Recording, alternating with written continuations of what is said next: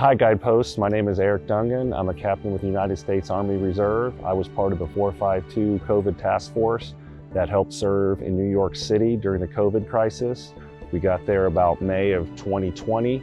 We stayed for about 2.5 months, and I was at the Jacobi Medical Center as a licensed clinical social worker, helping their medical staff and mental health staff battle the crisis. I did daily evaluations, daily assessments for social work, medical assessments for social work, and then I also did mental health rounds on patients who were battling COVID, making sure that all my patients had someone kind of coming in on a regular basis to visit with them and talk with them and keep them company as they were battling the COVID disease. I was given a consult, a mental health consult, to visit George Crouch. His wife Gail had passed away the day previous of COVID, and George had kind of given up on wanting to fight and wanting to live himself.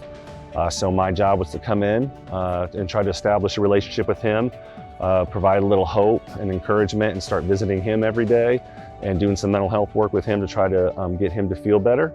And our relationship grew as the weeks went by.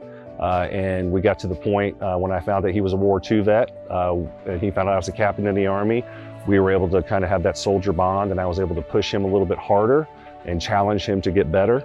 And he responded very well, and I'll never forget it. He told me, what do you want me to do? He was really upset with me because I kept kind of pushing him, and I told him I wanted him to live.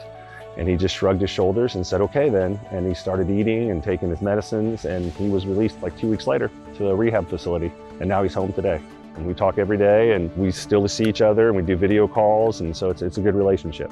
How the experience changed me, it changes your belief system and value system. You value things more, you value each day that you have more, especially when you see it on a daily basis, people's lives, being taken from this earth. It's a pretty traumatic thing in yourself to kind of deal with that on a regular basis, but it changed me in the sense of I actually have more belief and hope, and I believe one person with hope can change another person and another person, and then hope can change everything.